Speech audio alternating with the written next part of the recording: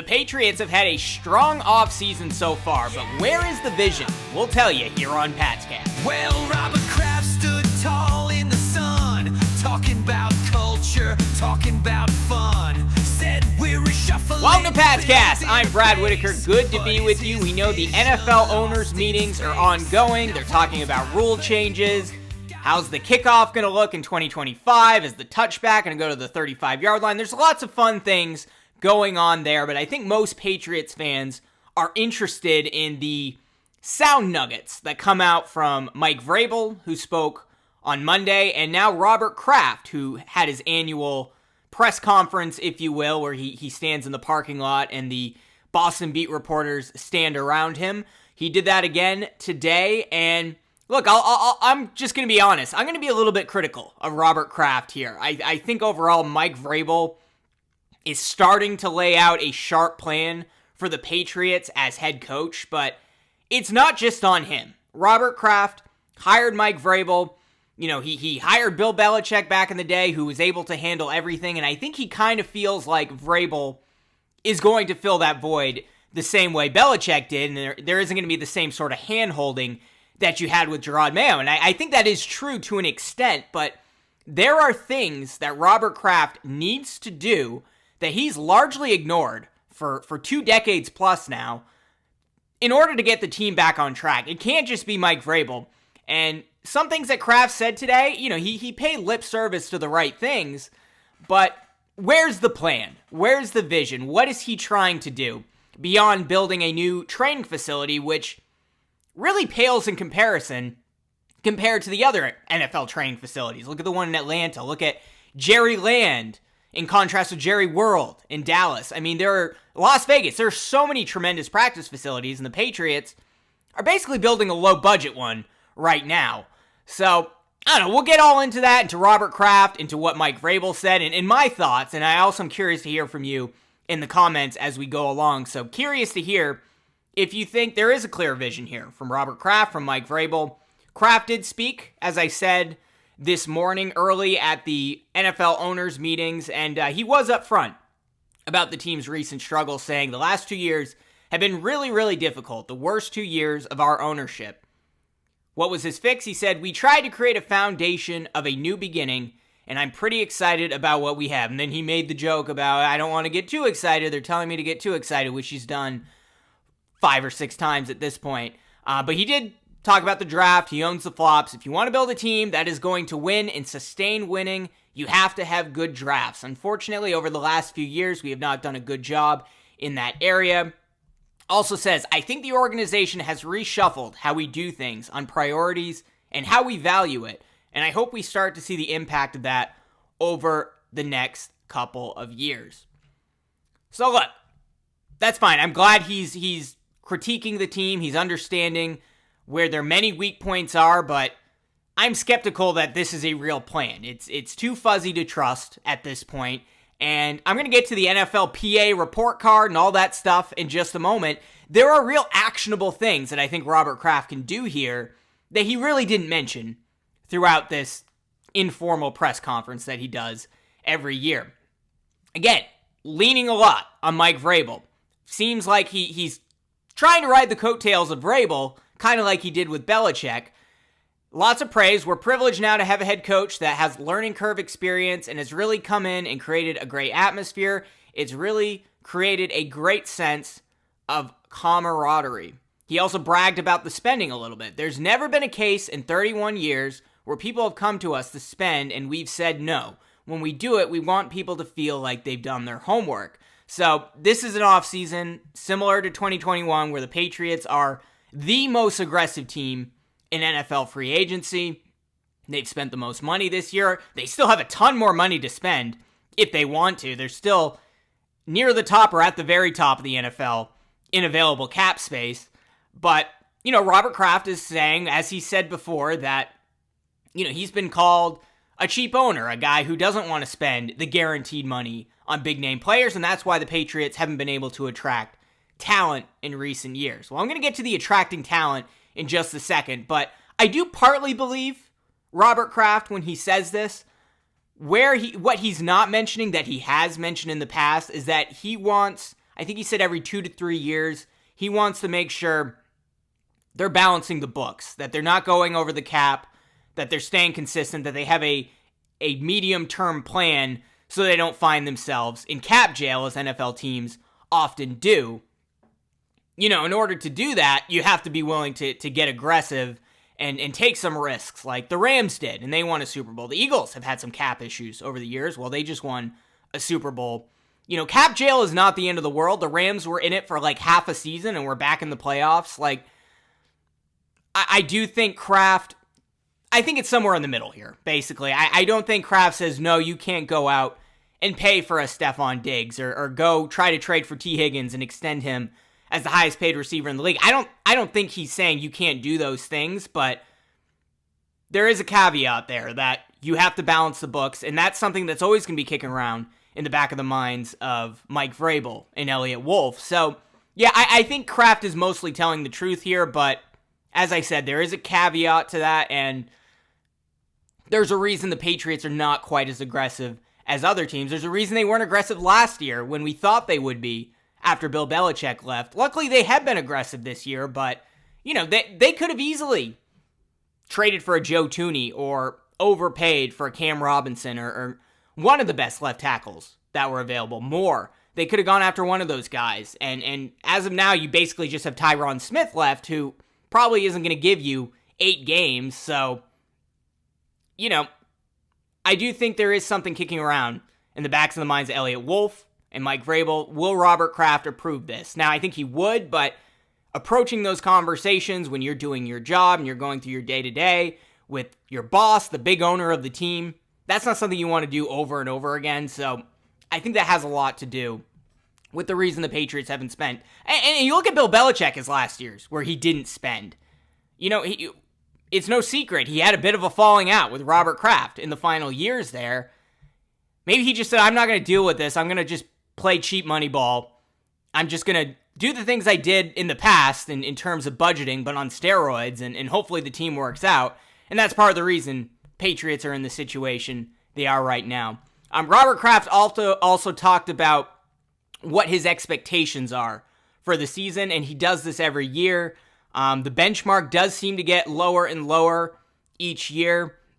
Remember, after the Patriots drafted Mac Jones, and they made the postseason, were eliminated in the first round, bad defeat against the Buffalo Bills, Robert Kraft said his expectations were for the team to win a playoff game. We haven't won a playoff game since 2018. Well, then the following year, Patriots went 7-10, I believe, or 8-9 with the Matt Patricia Belichick regime. And the expectation was, I want our team to make the playoffs.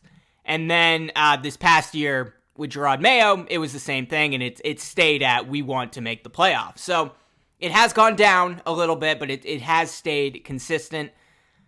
He says, I think it's fair, yes, ever since I've owned the team, the objectives were for the team to make the playoffs. That's not really true. The objective was to win the Super Bowl during the Brady era because they had one of the best teams in the league. But let's get to the NFLPA stuff here, because this is where I think Robert Kraft can actually do something, and he is partly ignoring it. I know he is trying to address it a little bit, and he's been working on it, but this is the second year in a row that the Patriots have ranked near the bottom in terms of the NFLPA rankings. They rank 31 out of the 32 NFL teams in terms of just the overall positive player experience. And yeah, that's fine when you're winning games and you're winning Super Bowls. Problem is, the Patriots were winning games and winning Super Bowls for 20 years, and Robert Kraft neglected all of this stuff and now has to see these NFLPA report cards come out each year, and I think these report cards are relatively new, that in a short period of time, he has to address all of these pain points. And first of all, I don't think he has the drive to necessarily do it at this point in his ownership. And second of all, you can't address all of these things right away, but they tried to address some of these last year, and they didn't really improve all that much. But Robert Kraft said, quote, "The NFLPA report card was eye-opening for me. We want to do everything we can to make this the feeling that this is one of the best places you can go. We're trying to do the different things we can to make that happen." Well, let's see what the Patriots have done to try to make that happen. Treatment of families. They ranked 18 out of 32 teams. They were near the bottom, or I think they may have been at the very bottom last year. They did get a C+ grade, which is a big improvement. The NFLPA report card says the Patriots began offering daycare during home games and began offering family rooms as well. So that is something that the Patriots did to address this. It's an easy thing to do. All of these stadiums have conference rooms built into them. You can find something, even if it's a room you use during the week, put the families there. It wasn't that hard, and the Patriots did address that this past year, so that's good. Food and dining area. The Patriots ranked 24th overall out of the 32 NFL teams, a C ranking. You know, these aren't terrible, but when you're 24th out of 32, you're near the bottom there.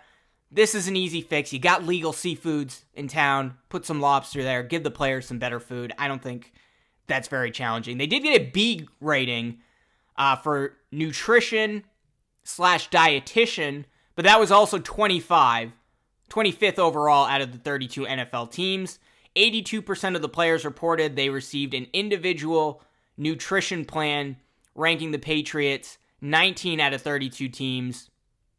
But their players feel their dietitian is only moderately accessible, which is a ranking of 29 out of the 32 teams. So that evens out to 25th overall. So they could use some improvement there. The locker room. This is the big one. C-, 22 out of 32 teams, so they're better than the previous categories, but the overall grade is a C-.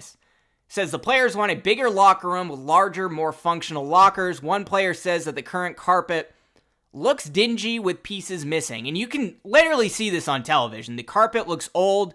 It looks like it's been shampooed over 5,000 times over the years. The lockers just have a folding chair in front of them. They're like little cubbies. Look at the locker room that the Atlanta Falcons built. Look at the lockers that they have in Vegas, in Dallas.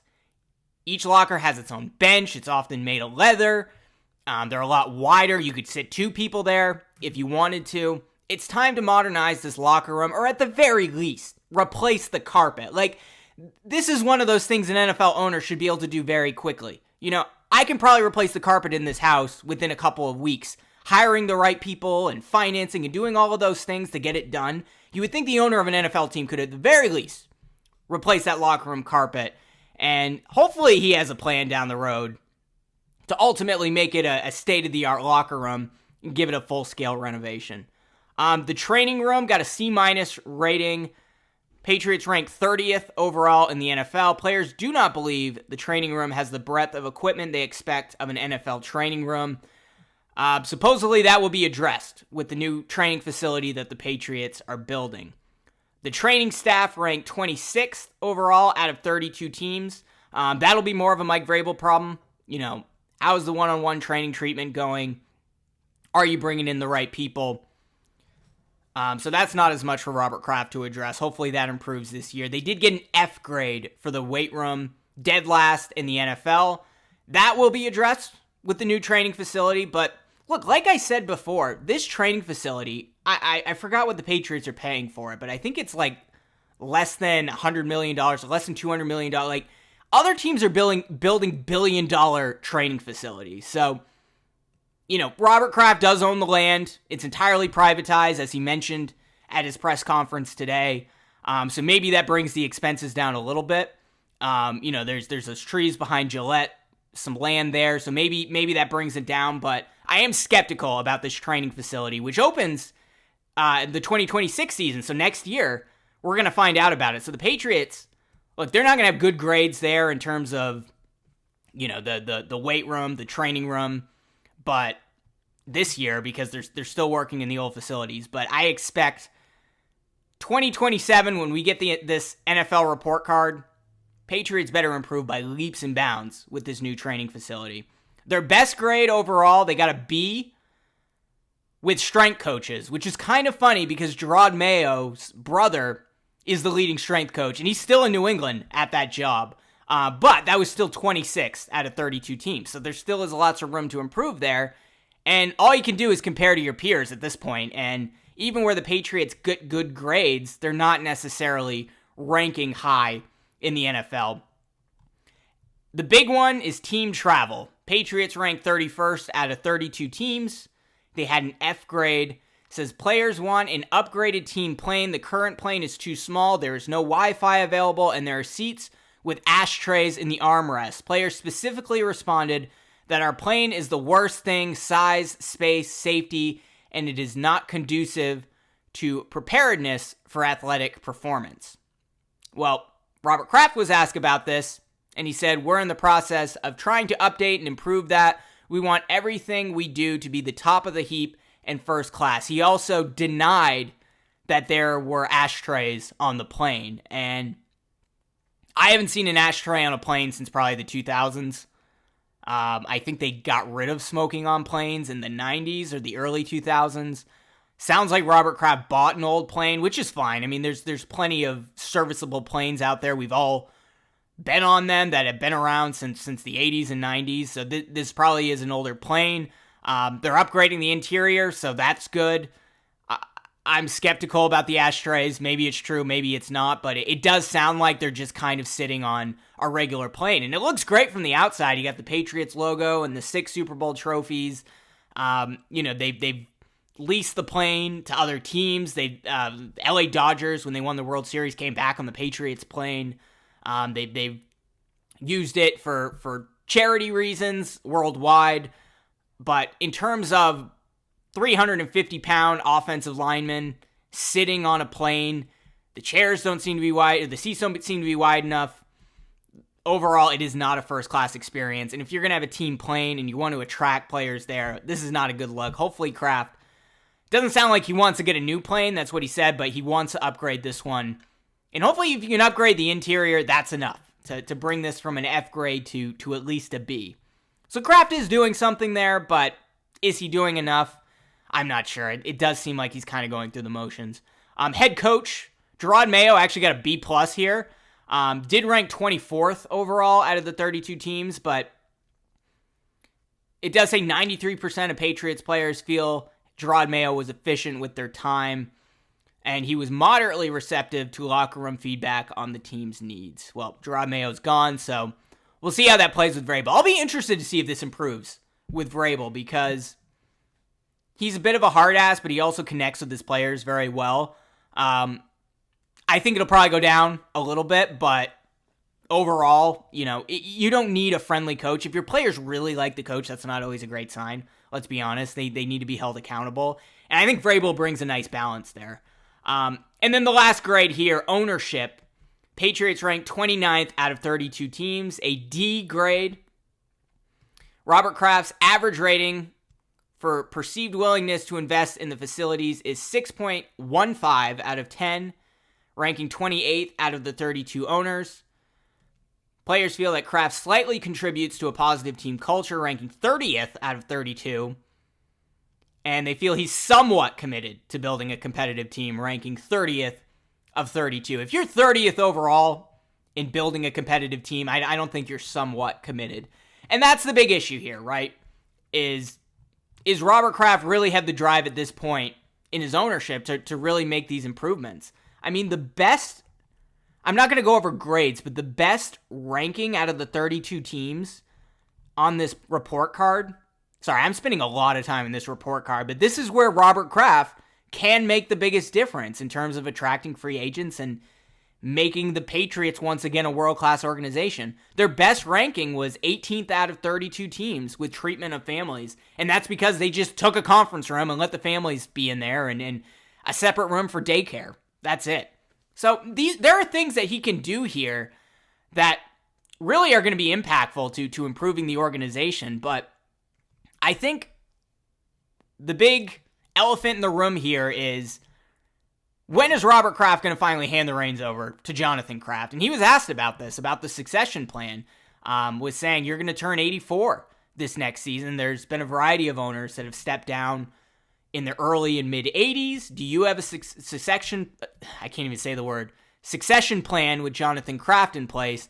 Robert Kraft said, quote, "My eldest son, Jonathan, has been part of every key decision I've made for the last 30-odd years and is a full partner in everything. But let's see what happens over the next 2 to 3 years. He also said, the reporter that asked him this question, he said there was a little bias there.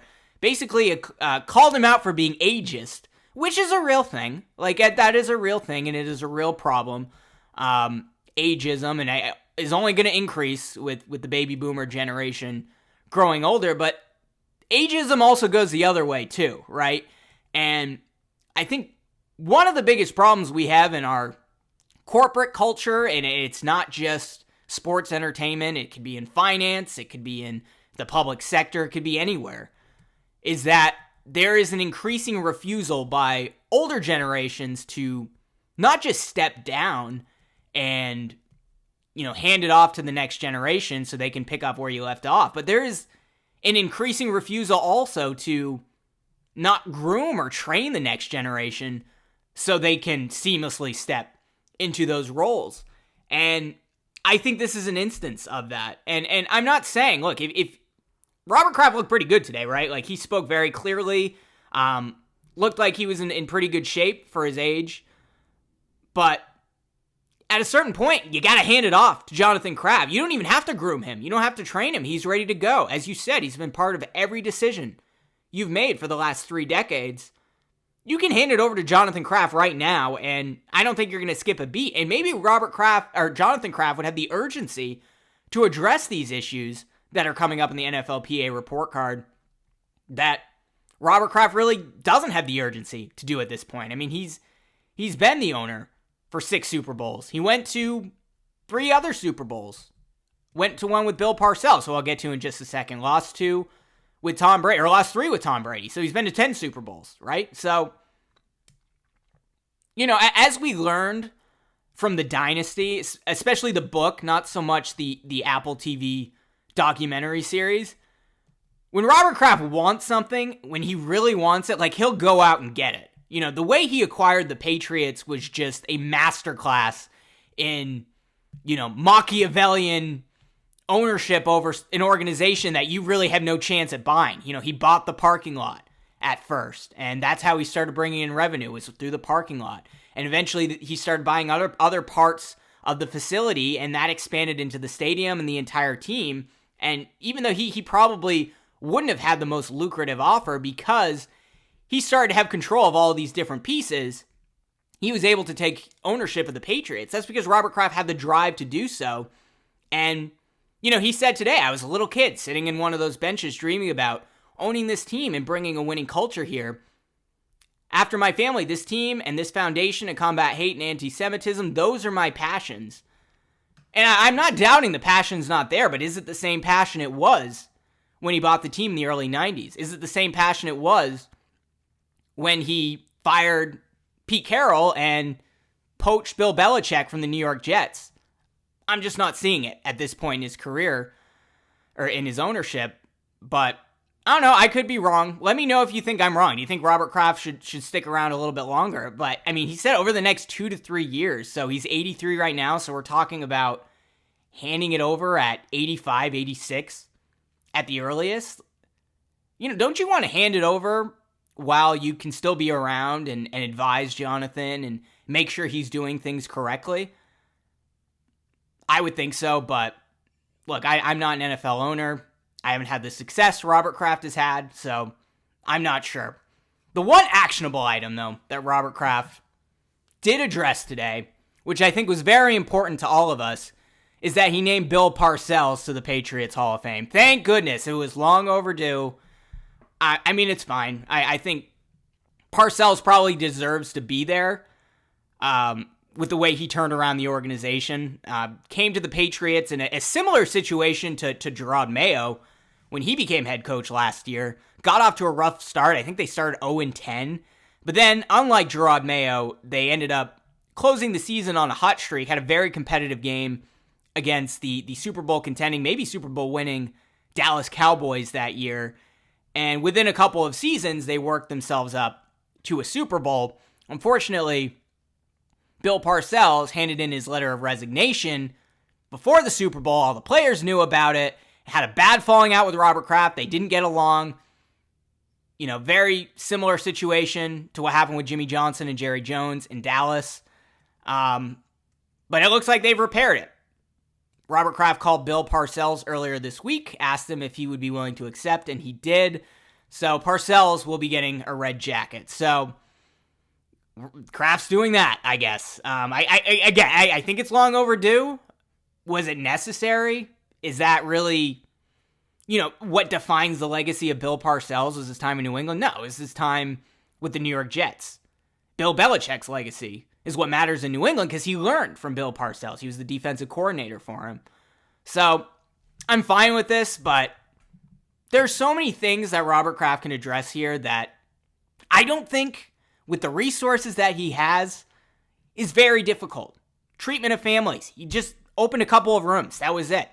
That's all he did. Improving the food. Is that really that difficult to do?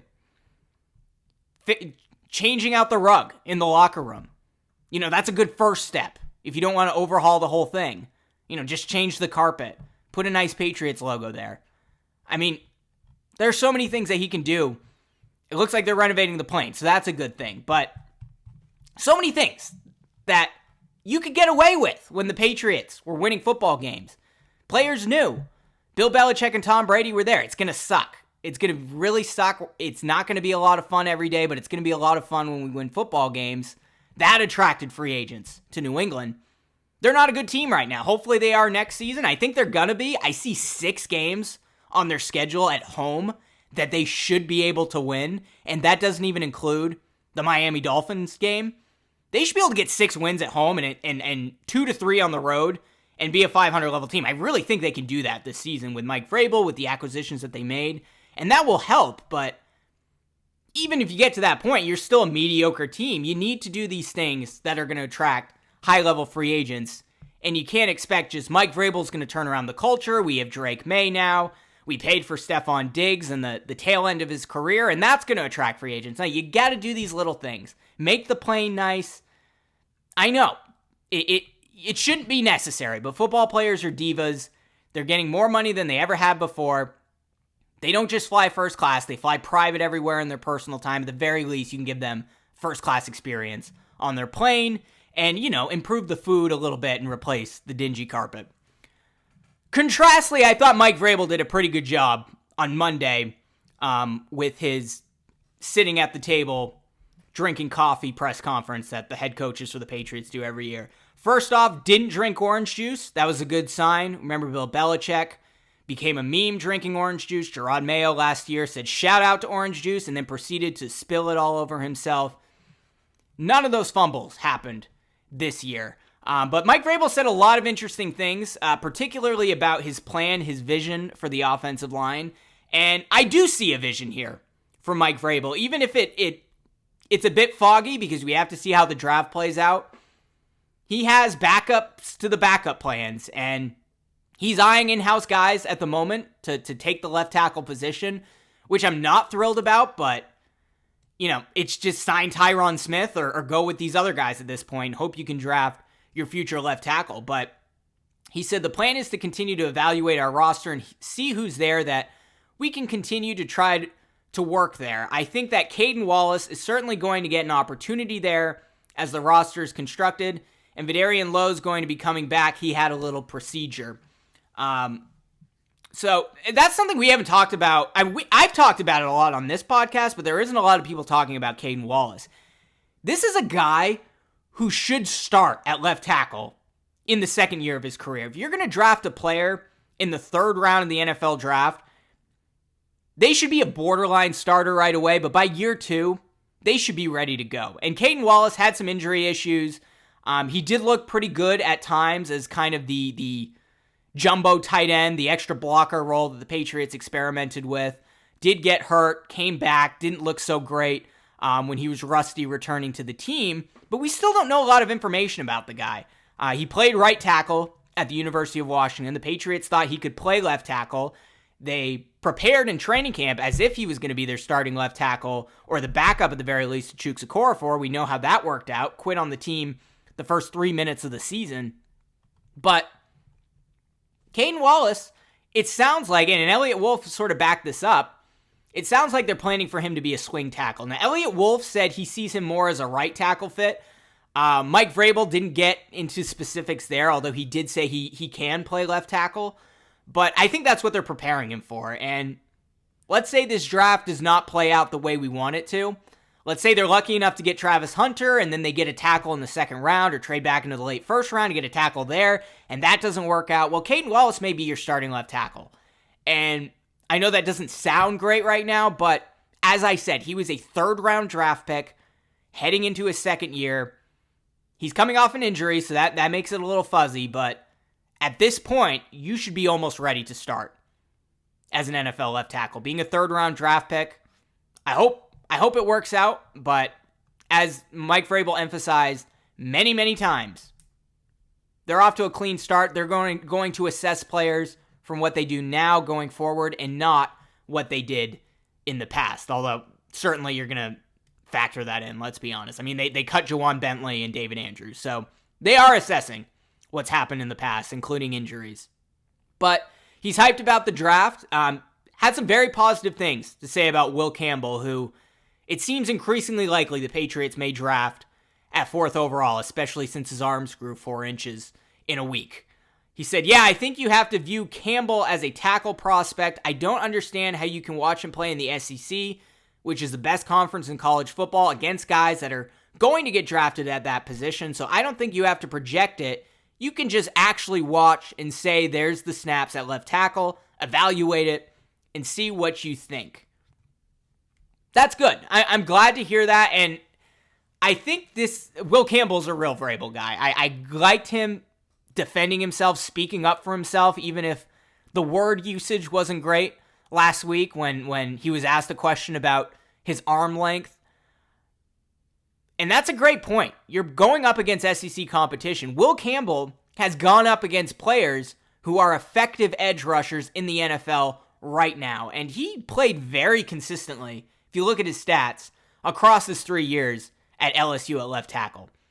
Now, Vrabel did say he's open to finding talent throughout the draft, not just at number 4. He says, "I think the draft's going to be a good option for us. There's a lot of guys in the draft that we like at a lot of different levels." And he was referring specifically to the left tackle position there. So I know he talked about Caden Wallace and Vidarian Lowe, and none of us are thrilled at the idea of either of those two starting at left tackle. But from what Mike Vrabel's saying here, it sounds like he plans for the starting left tackle to be someone that they acquire in the draft, whether it is Will Campbell or Armin Membu at number 4. He had some nice things to say about Membu as well.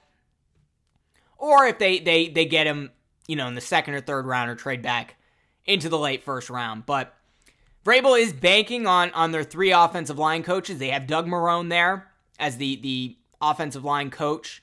And then the 2 assistants, Jason Hoftailing, if I'm pronouncing his name correctly, and Robert Kugler. Hoftailing was just recently with the Chicago Bears, and Kugler was retained from the Patriots last year.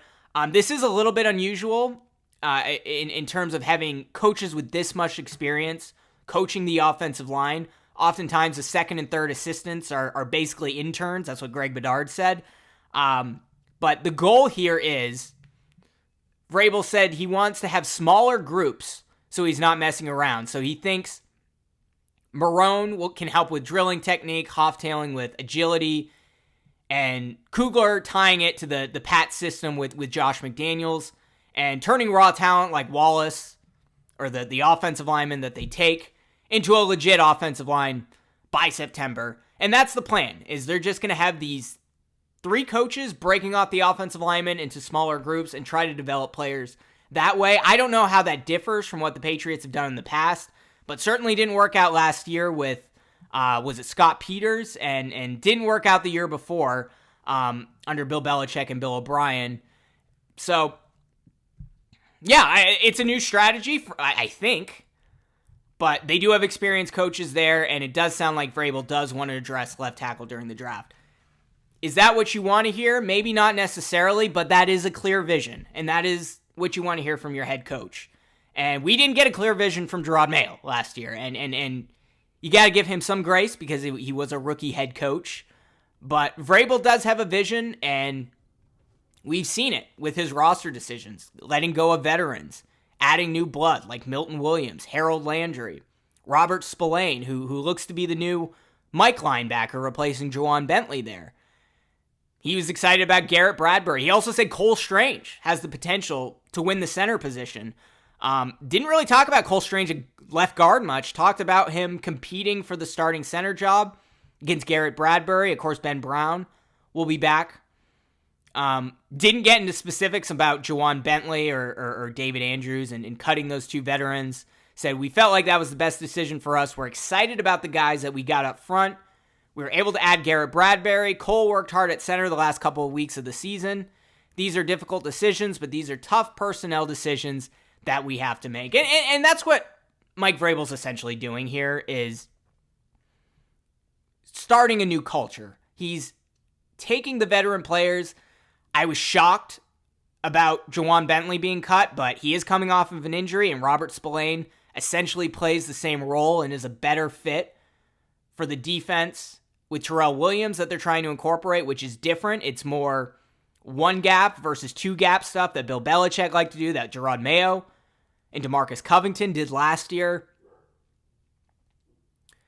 He's just taking some of these veterans and getting rid of them so he can establish new leadership. And as Vrabel has said in the past, leadership is going to happen naturally. It's going to happen organically. And that's what he hopes to add with the Harold Landrys and the Milton Williams of the world. Them coming in here with veteran experience. Same with Stephon Diggs.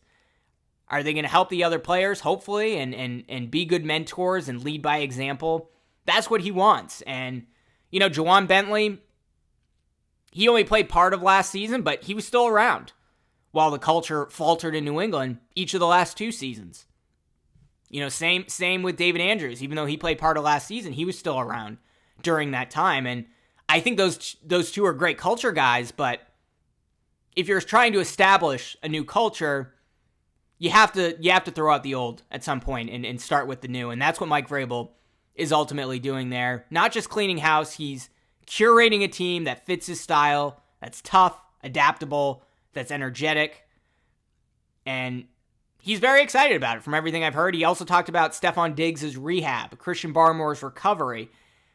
On Diggs, he said, I think by all accounts, everything is on schedule, and we feel good about where his rehab is and what he's doing. Adam Schefter said last week that Stephon Diggs is currently on track to start week 1. On Christian Barmore, he said, we take the health of our players extremely serious.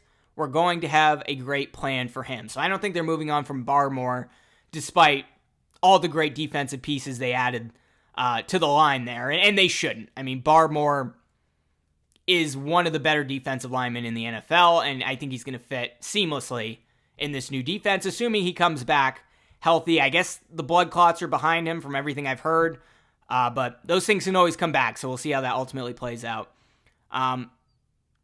Vrabel's draft strategy, he went into that a little bit more. Player first minded. He's proving he's playing chess, not checkers. Is keeping an open mind, and so is Elliott Wolf when it comes down from trading 4th overall. He said, I think we'd be open to everything. We felt like we could help the football team, whether that's stick and pick a player or if somebody has an offer for us, I think we'd be willing to listen. So I don't think that's a surprise. You're not going to, 3 weeks before the draft, you're not going to come out and say, no, we're going to stick and pick it for you. You want to keep your options open in case someone blows you away for an offer. But I just don't think the Patriots are going to have the opportunity to trade back unless someone really likes Shedeur Sanders. Like, if Abdul Carter or Travis Hunter are there, I think it's safe to say the Patriots are going to pick that player. But if they're both off the board, which, according to the betting odds, it looks like that's the case right now, the Giants probably aren't going to draft a quarterback. Browns probably won't draft a quarterback. Well, then you need a team, hopefully, that will move up, that really likes Shedeur Sanders, the Raiders, the Saints, the Jets. And then you can trade back and hope Will Campbell is still available or draft Armin Membu.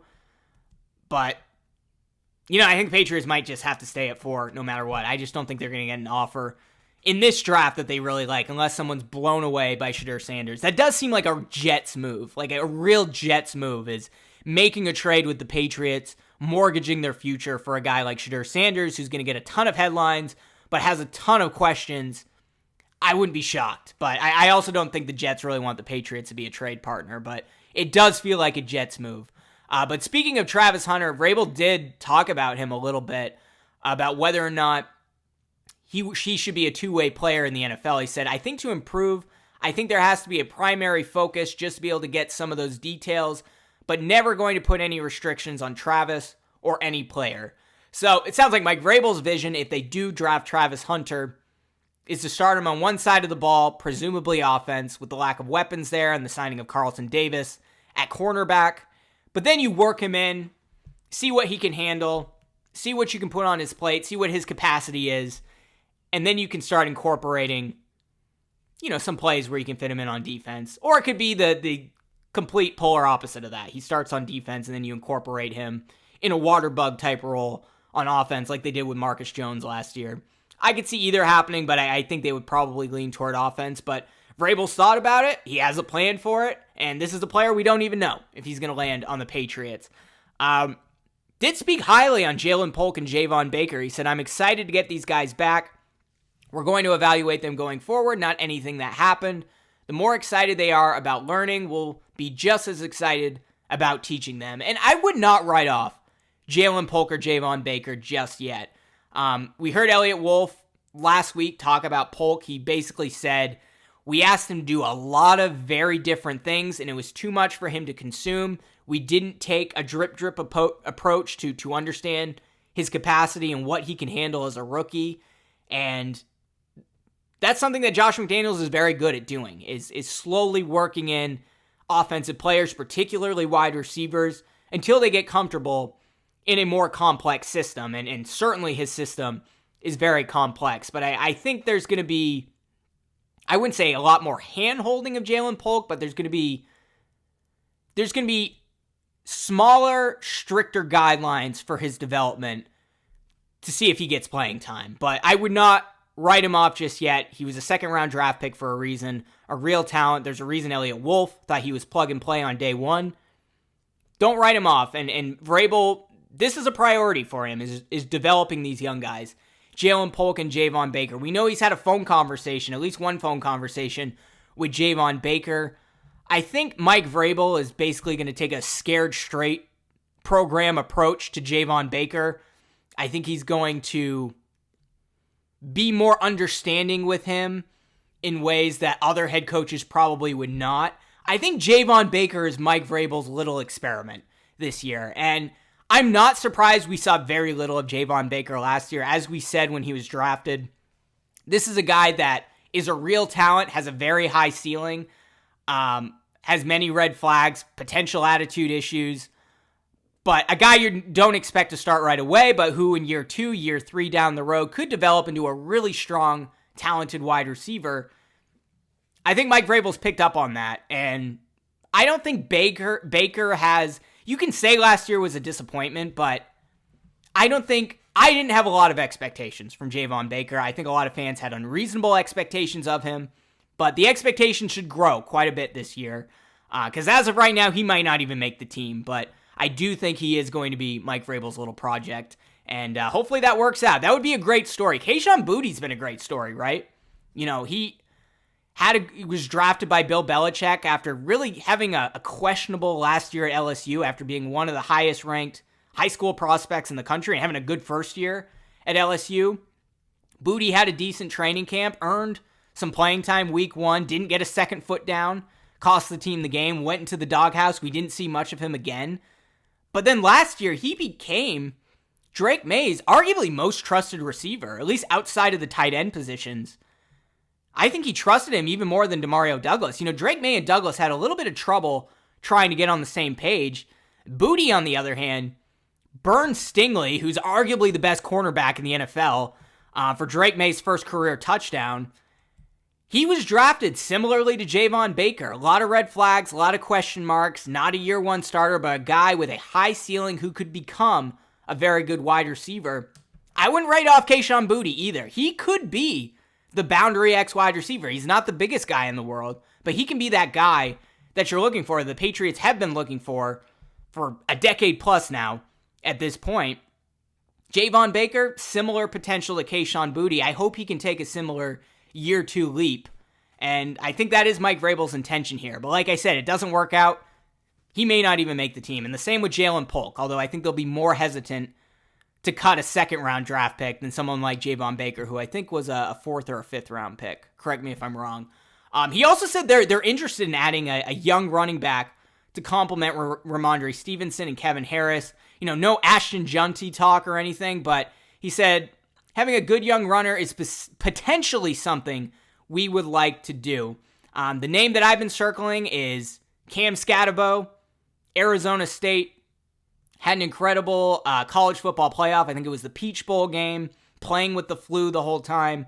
Tough Mike Vrabel player. Similar traits to Ashton Junty, except you don't have to use a first-round pick on him. I think you could get him maybe in the third or fourth round. That's a guy who I think would be on Mike Vrabel's radar, and I'm sure he is. But overall, I think the biggest difference Mike Vrabel is making is just the energy that he's brought to the building. Robert Kraft talked about this, the culture that he's trying to build, and he said that there's an energy in the building, which I'm proud of. When I hear that from people around the building that maybe have been there, that makes me happy. He's also planning some joint practices with the Washington Commanders in Foxborough and the Minnesota Vikings out in Minneapolis. He was asked why. He said, "We'd love to go to Minnesota if the NFL gives us those opportunities. It's a nice setup. They got a beautiful facility." He went there and did some joint practices with the Tennessee Titans in the past. But look, you got the relaxed, confident vibe of Mike Vrabel, who's been there before, who's had success in the league as an NFL head coach, who's made a Super Bowl run without having a quarterback. He's had some good defenses, had an incredible running game with Derrick Henry. And look, this team is built a lot differently than the Titans team that he inherited, right? And yeah, there are probably some bigger holes there at certain positions, but when you got the quarterback taken care of, that makes a huge difference. And Mike Vrabel basically admitted last week that the reason he ultimately chose the Patriots was because they had the quarterback, and some of these other openings, there are a lot of questions about who will be the quarterback. Like, he's not going to go to the New York Jets in that disastrous situation that they have. Patriots are in a good situation right now. We know the needs are glaring. A number one wide receiver, even with Stephon Diggs there, who's probably a number two for good NFL teams, or number three for great NFL teams. We know that's important. We know you need to draft a starting left tackle and add some depth to the tackle and maybe guard positions as well. But outside of that, they need to draft a kicker, of course, but you can get that in the 6th or 7th round. Find someone from the UFL. There's lots of opportunities there. They have Parker Romo from the UFL. He could win the job, for all we know. But that's kind of it, right? Like, the defensive line, they already have one of the best pass rushers in the NFL. They have probably the best duo of cornerbacks in Christian Gonzalez and Carlton Davis. Imagine if you had Travis Hunter to that. I think the safeties, there's going to be a few moves there that we're not really thinking about, but they are above average at those positions as well. Speedy linebackers, which we haven't seen in New England before. Robert Spillane, Harold Landry, who's more of an edge guy, but we're going to see the one gap stuff is going to look very different from the two gap stuff that we've seen in the past. And we're going to see pass rushers get to the quarterback a lot quicker than we've seen in recent years. And the offense is a work in progress, but Josh McDaniels is going to get the best out of his players. And I think the offense is a 2-year rebuild. But let's say you have one of the best defenses in the NFL, and you can get the offense back to top 20 at the very least. Well, that's good enough to be a playoff team. And then you build a year off of that, well, suddenly you're competing for a Super Bowl. So I'm very happy with Mike Vrabel's vision, but if you want to attract high-end free agents, if you want to bring buzz back to the Patriots organization, Kraft really has to put in the work and address some of these issues with the facilities, with the food, with the plane. Basic things that are just going to make players want to come to New England, because that's what you got to do in New England. It's not an attractive environment. It's freezing cold starting in mid-October. Players want to go to Miami. They want to go to Houston. They want to go to Dallas. They want to play in LA or San Francisco or Arizona. They don't want to go to the Northeast. They don't want to play in Seattle. They don't want to play in Green Bay. So you got to spice it up a little bit. You got to improve those facilities. Robert Kraft really needs to step up there, and I know he's done a little bit, but if he doesn't have that drive to make these important decisions, and these are mostly pretty minor changes then just hand the reins to Jonathan Kraft, because I think he'll have something to prove, because he's kind of been in the shadows for 30 years. However, whatever Patriots fans think of Jonathan Kraft is just in their heads. We don't really know much about the guy because he's been in the background for so long.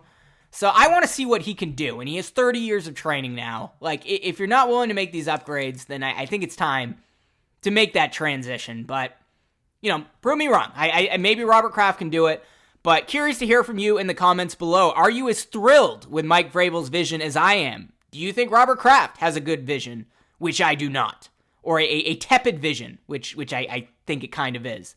Curious to hear from you, and what would you like to see this organization do in the future to continue to attract high-end free agents? Let me know in the comments below. And if you're watching on YouTube, be sure to smash that like button, subscribe to this channel, and hit that notification bell so you don't miss out on any new videos, or subscribe if you're listening on Apple Podcasts or Spotify. And we'll be back very soon with more New England Patriots coverage. Well, Robert Kraft stood tall in the sun, talking about culture, talking about fun. Said we're reshuffling, building a base, but is his vision lost in space? Now Vrabel's got a playbook, got a map. Kraft's just talking about the past. I hear foundation, I hear new start, but where's the vision? Where's the heart? Ain't no plan, just a wish and a prayer. Vrabel's working, but does Kraft even care? Talking playoffs, talking dreams, but we need more action to believe. Yeah. They're stacking up names, signing new deals, but who's at the wheel? Who's keeping it real? Kraft's got money, he's opening doors, but it takes more than cash to settle the score. Now Vrabel's calling tackles, setting the tone, while Kraft's just reminiscing about days long gone. Yeah, he's got a plane, yeah, he's got perks, but legacy talk don't make the team work. Ain't no plan, just a wish and a prayer. Vrabel's grinding, but does Kraft even care?